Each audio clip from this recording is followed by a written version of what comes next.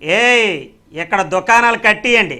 Road పక్కన వ్యాపారాలు చేస్తే ఊరుకునేది లేదని జీవీఎంసీ ఆఫీసర్లు చిన్న చిన్న వ్యాపారుల మీద శవాలెత్తిపోతున్నారా.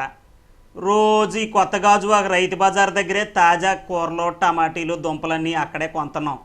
పాపం భర్త చచ్చిపోయిన ఆడోళ్ళు, ఇల్లు జరక్క కూరనారో అమ్ముకొని బతికిన వాళ్ళని ఉన్న పొలాలు పొమ్మంటే ఎక్కడికి పోతారా చిన్న అని జలకనాయుడు నాతో చెప్పి బాధపడుతున్నాడు.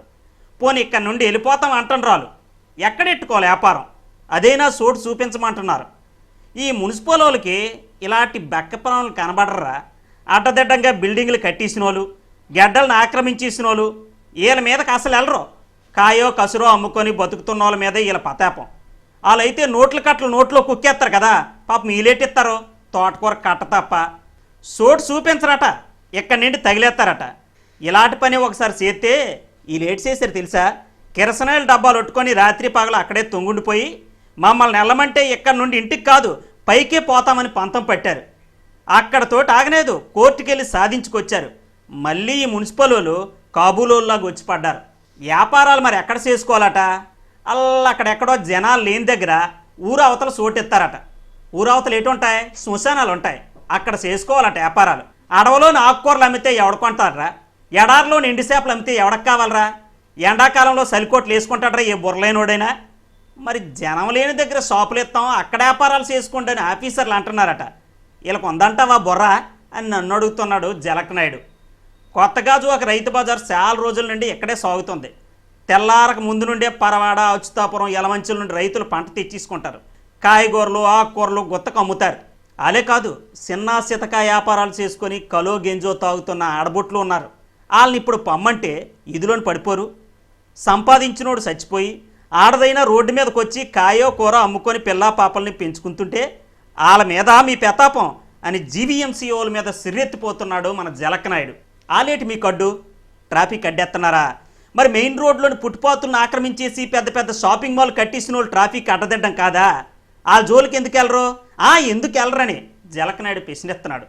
ఇదిగో వ్యాపారం సాగే చోటు చూపించండి, లేకపోతే వాళ్ళు కదలరు అని వ్యాపారుల తరపున ఆఫీసర్లకి కొండ బాధలు కొట్టినట్టు చెప్పేశాడు జలకనాయుడు. ఇదిగో ఈ తల్లుల బాధలేనండి. రోడ్ల మీదకి రావద్దన్నారు. అప్పుడు కోర్టుకు వెళ్ళినప్పుడు కూడా రోడ్ల మీద వేసుకోకండి, లోపలికి వేసుకోండి అని చెప్పారు. అదే రకంగా మా ఉన్నాం మరి ఉన్న వాళ్ళు ఉండాలి కదా. బళ్ళని అయ్యాని ఇయ్యని వచ్చేసి రోడ్ల మీదనే పెడుతున్నారు. అట్ల వల్ల రైతుల వల్ల మాకు కొంచెం దెబ్బ అవుతుంది. రైతులకి ఎక్కడో కాడ అవకాశం ఇచ్చి మాకు కూడా ఇంతెంత పేస్ ఇచ్చినా మా తేనా అదే పేస్లో మాకు ఇమ్మని చాలాసార్లు పోర్లాడితే ఆ లాగిడు మా చేడు చంద్రుడు. ఇప్పుడైనా సరే కానీ మాకు అవకాశం అయిన దగ్గర ఎత్తేనంటేనే మాకు ఆ స్థలంలోకి మాకు అవకాశం అయిన దగ్గర మాకు స్థలం ఇవ్వండి. ఇచ్చిన తర్వాత మా అప్పుడు ఆ దెబ్బ మంచి మళ్ళీ ఎత్తాం, కానీ అంతవరకు మళ్ళీ వేసే పరిస్థితులు ఉండదు. కాకపోతే ఇందులోనూ ఆస్తులు ఉన్నవాళ్ళు, అంతస్తులు ఉన్నవాళ్ళు ఎవరో లేరు. పిల్ల పాపలతో ఉన్న వాళ్ళు ఉన్నాం. మొగుడు మొండగడ్డలు లేని వాళ్ళే, కానీ అందరూ మొగుడు ఉన్న వాళ్ళు లేరు. అందులో మొగుడితో రూపాయి తెచ్చి తిన్న వాళ్ళు కూడా లేము.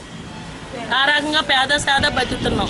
పేద సాదా బతికినప్పుడు ఆ అవకాశం ఏదో మాకు మా అవకాశం అయిన దగ్గర ఎత్తానంటేనే మాకు కదులుతాం, లేకపోతే మాకు కదవలసిన పని లేదు అంటున్నారు కదండి. మరి తీసిస్తే మాకు ప్లేస్ ఎక్కడో కాడ చూపించి, మరీ బొత్తుగా ఏమి లేని వాళ్ళు ఉన్నాం కనుక బజార్ తీసేయాలని ఎప్పుడైతే కలగట్టుకుని ఉన్నారో మాకు స్థలం అనేది చూపించి మొత్తానికి తీసిస్తే మాకు స్థలం మొత్తానికి ఎక్కడో కాడ స్థలం అనేది ఇవ్వాలా.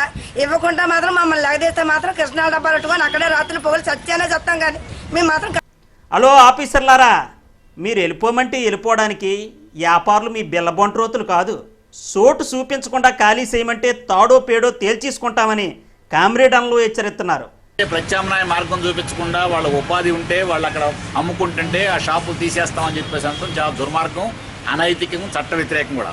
సుప్రీంకోర్టు జడ్జిమెంట్ కూడా ఈ హాకర్స్కి సంబంధించి కానీ మార్కెట్లకు సంబంధించి కానీ ప్రత్యామ్నాయం చూపించకుండా వాళ్ళని అక్కడి నుంచి ఖాళీ చేయొద్దని చెప్పేసి అని స్పష్టమైన తీర్పు ఇస్తే ఆ తీర్పును కూడా పార్టీ అమలు జరపకుండా ఓ ప్రత్యామ్నాయమైన మార్కెట్ ఒకటి చూపించమనండి, ఆ మార్కెట్ బ్రహ్మాండమైనటువంటి సౌకర్యాలు కల్పించమనండి, వాళ్ళకి కావాల్సిన సౌకర్యాలు కల్పించమనండి. శుభ్రంగా వాళ్ళు అక్కడ పోయి అమ్ముకుంటారు. వాళ్ళకి బాధగానే ఉంది రోడ్డు మీద ఇది చేసుకోవడానికి. గవర్నమెంట్కి ఆ మాత్రం కూడా కనీసం ఆకర్షకి వాళ్ళు అమ్ముకోవడానికి, ఇటు ప్రజలు వచ్చి కొనుక్కోవడానికి వీలైనటువంటి మార్కెట్ చూపించలేనంటే దౌర్భాగ్య స్థితిలో ఒక మున్సిపల్ కార్పొరేషన్ ఉండి గ్రేటర్ కార్పొరేషన్ అని చెప్పేసి పేరు చెప్పుకొని ఇప్పుడు వాళ్ళని తొలగించడం కోసం ప్రయత్నం చేయడం అని చెప్పేసి అనేది ఇలా చేస్తే సిపిఎం పార్టీ అడ్డుకూడదని చెప్పి దీన్ని తీవ్రంగా ఖండిస్తున్నాం.